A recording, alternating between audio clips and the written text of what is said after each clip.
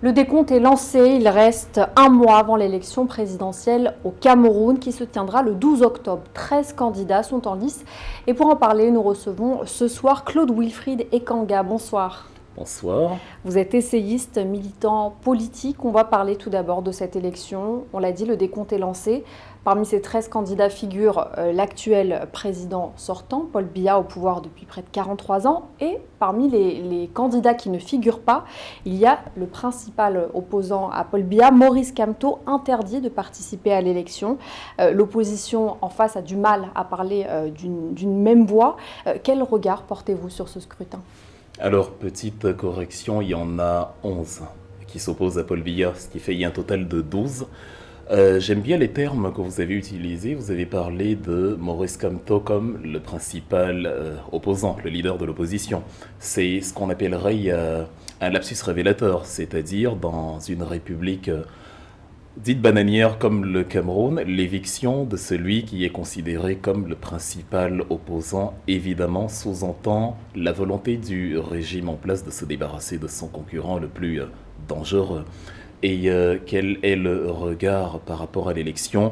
Je considère, et évidemment je parle ici en mon propre nom d'abord, en tant que citoyen camerounais, avant d'être militant politique, je considère que l'élection, elle s'est jouée le 5 août, il y a un mois. Donc en gros, ce qui va se passer le 12 octobre, c'est simplement l'homologation de la forfaiture ourdie par Paul Biya et ses services. Car quand on se débarrasse de son principal challenger, évidemment, c'est parce qu'on se garantit littéralement 100% de chances de victoire. Et connaissant les textes qui régissent les candidatures, connaissant les conditions dans lesquelles la candidature de Maurice Kamto a été déposée et connaissant les circonstances dans lesquelles elle a été rejetée, il est évident, ce n'est pas un débat, ce n'est pas une opinion, c'est une exposition factuelle. Il est évident que les choses se sont passées de manière extrêmement grotesque. Et donc il serait malvenu pour moi, une trahison envers moi-même, envers l'éthique, envers l'état de droit, de donner un quelconque crédit à la mise en scène du 12 octobre. Et par ailleurs, le MRC entend peser justement de tout son poids dans cette élection. Comment ? Alors, est-ce que le MRC entend peser de tout son poids? Notons que le MRC a été exclu. La meilleure manière de peser de tout son poids, c'est de faire partie de l'élection et de battre la meilleure campagne possible, de montrer à la population qu'on est la meilleure force d'opposition et d'obtenir le meilleur scrutin. Là, c'est dans le contexte d'un état de droit où tout se passe selon les règles de l'art, où la loi est respectée. Il y a un communiqué du MRC qui a laissé entendre que le MRC regarde l'éventualité d'une coalition de 2, 3, voire plus entre les principales formations politiques pour éventuellement envisager une consigne de vote puisque le MRC était exclu. Pour ma part, je le dis encore une fois, ma vision personnelle en mon propre nom ne consiste pas du tout à attendre une quelconque activité des leaders en place. J'ai une vision totalement contraire et je ne suis pas le seul à la partager. On va certainement en parler dans quelques instants. Lorsque le droit n'est pas dit, lorsque la loi n'est pas dite, il ne faut pas avancer. Il faut marquer un temps d'arrêt là où le droit n'a pas été dit, rectifier ce qui ne s'est pas bien passé et ensuite avancer. Parce que s'aventurer dans un match de foot où l'arbitre porte le maillot de l'adversaire, c'est absolument incongru, c'est déconseillé et je ne souscris pas du tout à l'initiative électorale. Vous avez parlé justement de l'éviction du MRC. On sait qu'elle a été motivée, entre autres, par le boycott aux élections régionales, qui est une autre échéance à l'approche le 30 novembre. Parmi les résolutions justement du MRC, il y a celle de ne plus boycotter les différentes élections et participer à ces futures échéances. Comment le MRC entend aborder l'élection régionale ? Alors, le MRC a surtout précisé dans le communiqué en question, à travers le président par intérim, la participation aux législatives et municipales. Pour ce qui est des régionales, on est dans une violation flagrante du calendrier. Il est absolument absurde, permettez l'expression, de programmer les régionales avant les municipales et les législatives. Si tant est que les uns élisent les autres, on ne peut donc pas organiser les élections des seconds avant celles des premiers. C'est l'illustration de ce que je vous ai exposé ici depuis 3 4 minutes. Le régime, la structure au pouvoir au Cameroun, considère la République comme une affaire personnelle où on peut décider de devenir la loi.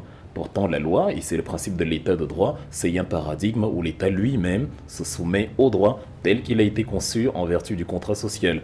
Donc le MRC, et moi aussi, considérons que c'est une trahison envers les textes de la République, une trahison envers le peuple camerounais, d'organiser en amont, ce qui devrait être organisé en aval. Le MRC ne participe pas. Elle n'a pas d'enjeu pour le parti aujourd'hui, cette élection? Non, elle n'a pas d'enjeu. Le MRC a sous-entendu énoncé l'éventualité de participer aux législatives et aux municipales. Encore une fois, ma position, parce que sur ce coup, j'ai vraiment établi une nuance sans m'opposer à ma formation politique. J'ai quand même établi une particularité en ce qui concerne l'épisode actuel. Je ne souscris pas du tout à quoi que ce soit tant que le préjudice du 5 août n'est pas levé. C'est pour moi le principe même de l'état de droit. On va revenir sur une autre actualité. Nous sommes le 12 aujourd'hui, le 12 septembre. On l'a dit, le 12 octobre aura lieu l'élection. Et demain, le 13, aura lieu le dévoilement de l'identité du candidat par un groupe de facilitateurs dénommé le groupe de Douala. Je vous vois sourire, Claude Wilfried Ekanga. C'est une initiative qui est contestée par plusieurs membres de l'opposition. Quelle est votre position là-dessus ? Une fois de plus, bon, déjà, elle n'est pas portée par le MRC, l'initiative. Et une fois de plus, évidemment, je ne vais pas me sentir concerné. Je trouve d'ailleurs que beaucoup de nos concitoyens ne réalisent pas le défi que leur pose l'histoire. À un moment donné, l'histoire nous demande de poser de grands gestes. Et à un moment donné, les Africains, les Camerounais en l'occurrence, doivent comprendre, c'est un élément que j'évoque énormément ces derniers temps, que parfois, on grandit en se retirant. On est toujours porté par l'idée intuitive que pour être un leader, pour avoir de la force, il faut à tout prix participer. Il y a quelque chose même qui ne respecte pas les règles établies. Nous sommes en France, on se souvient du début du millénaire, lorsque la France de Dominique de Villepin avait décidé de ne pas rejoindre les Américains dans l'expédition absolument injustifiée en Irak. Et évidemment, cela avait eu des conséquences plutôt positives sur les membres ou sur l'État français qui avait décidé de ne pas s'y mêler. Donc, on grandit parfois en se retirant d'un élément qui ne brille pas par sa vertu. Et donc, moi aussi, le conseil que je donne aux candidats qui jouent des coudes pour des coalitions, pour des candidatures, pour je ne sais quoi, le conseil que je leur donne, c'est de lire les messages que l'histoire leur envoie, de rentrer dans l'histoire précisément comme étant des acteurs politiques qui ont eu le courage de renoncer à leur candidature, mais quand bien même ce ne sont pas eux qui ont été exclus, d'y renoncer quand même pour que la forfaiture commise contre l'un Pour le symbole ? Non, pas seulement pour le symbole, mais pour prévenir l'éventualité que ce qui est arrivé au crapaud arrive à la grenouille. Il est absurde de penser dans un État comme le Cameroun, un État de non-droit, voire un non-État, que la forfaiture dont Kamto a été victime ne s'appliquera pas aux autres. Prochain. Et il est évidemment également naïf et un peu candide de penser que l'éviction de Kamto n'a pas pour but de faire des autres candidats des sortes de figurants dans un film qui servira uniquement à donner de la crédibilité à l'élection organisée par Paul Biya. Parce que, évidemment, on le sait, c'est un secret de Polichinelle, vous l'avez d'ailleurs évoqué vous-même, la seule force que Paul Biya craignait, c'est celle incarnée par Maurice Kamto. Une fois évincé, on peut considérer d'ores et déjà, c'est pas un découragement de ma part, mais c'est une lecture pragmatique et absolument lucide des événements, on peut considérer déjà, c'est ce que je conseille d'ailleurs à tout Camerounais, que l'élection, elle est terminée, elle est actée depuis le 5. Évidemment, la position du parti peut différer de la mienne sur le tard, mais ma position personnelle que j'assume totalement et que je ne suis pas le seul à porter, une fois encore, c'est celle-là.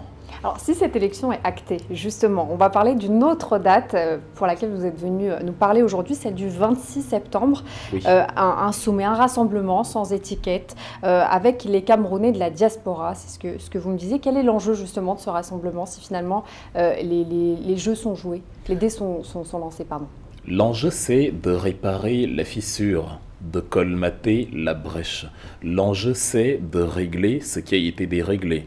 La candidature de Maurice Kamto a été rejetée de manière absolument non conforme à la loi. D'ailleurs, une petite anecdote, aujourd'hui, 12 septembre, Maurice Kamto, qui avait été investi par le Manidem après y avoir démissionné du MRC et après y avoir été investi par le Manidem, a démissionné aujourd'hui du Manidem, puisque le contrat, le motif pour lequel la collusion avait eu lieu, ce motif, il est maintenant passé, il est maintenant caduc, il est maintenant irréalisable, et donc Maurice Kamto a démissionné, et la lettre de démission, enfin le papier qui prend acte de la démission, a été signé par Monsieur Anissé Ekane, reconnu comme président du Manidem, ce qui signifie qu'il n'y a qu'un seul président du Manidem, de la même manière que le conseiller municipal du parti qui était allé au municipal de 2020, son mandat également avait été signé par Anissé Ekane. La raison évoquée pour éliminer Maurice Kamto était une raison ubuesque de double candidature. Et pour revenir justement à cette date du 26, oui, justement, pourquoi j'en viens.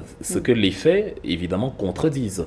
Donc, même celui qui n'est pas aguerri sur le plan de la loi. C'est pour ça que plutôt que de citer des articles, je prends des éléments qui sont à la portée de ceux qui nous écoutent.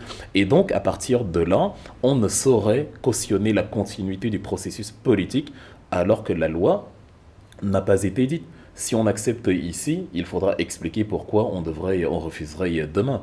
Il faut à un moment donné, mettre un énorme stop à tout ceci et dire notre objectif c'est que les organes d'arbitrage qui ont été à la manœuvre pour que le non-droit se passe, ces organes doivent être dissous.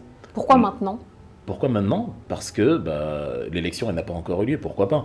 Pourquoi maintenant ? Parce que Maurice Kamto a été éliminé. Pourquoi maintenant ? Parce que pour déposer la manifestation, la déclaration notamment à Genève, on avait besoin, selon la loi locale, d'après ce que j'ai entendu, l'événement n'étant pas organisé par moi, étant organisé par des forces de la diaspora qui ne sont pas tangibles, j'ai reçu l'information selon laquelle il n'était pas possible d'organiser plus tôt.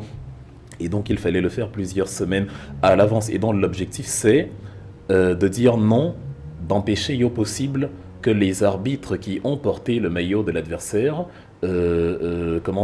soient homologués lors de la tenue du match. Donc, on veut la dissolution du Conseil constitutionnel, la dissolution de l'organe électoral, la réorganisation de ces deux structures avec des acteurs neutres, issus, par exemple, des différentes forces politiques du pays. Comme ça, il y a une mixité et une impossibilité de légitimer ce type d'incurie, ce type d'ineptie, ce type de forfaiture. Et donc, la réorganisation du jeu électoral avec réexamen des candidatures et, examen, observation, analyse des candidatures sur leur conformité aux lois de la République. Et non dépréciation ou appréciation sur la base des caprices d'un homme qui confond le pays, la République, à sa propriété personnelle. Donc c'est le motif de la manifestation de Genève et c'est ce que nous allons porter devant les Nations Unies qui portent une énorme complicité, je dis bien complicité, ce n'est pas qu'une responsabilité, ils sont complices de la manœuvre. Et donc nous allons les mettre devant le fait accompli et y inciter le peuple camerounais du Cameroun à dire également qu'il n'est pas question que la forfaiture arrive à son terme. Ce sera le 26 septembre et on aura l'occasion d'en reparler peut-être plus longuement après cette date. Je vous remercie Claude Wilfried Ekanga d'avoir été parmi nous. Merci à vous. Je rappelle que vous êtes essayiste militant politique. À très vite sur Vox Africa. Sur la chaîne Info Vox News, essayiste Ekanga, Wilfried nous expose la forfaiture qui s'espace le 5 août 2025 au Cameroun. Innovation politique a encore frappé dans cette république bananière.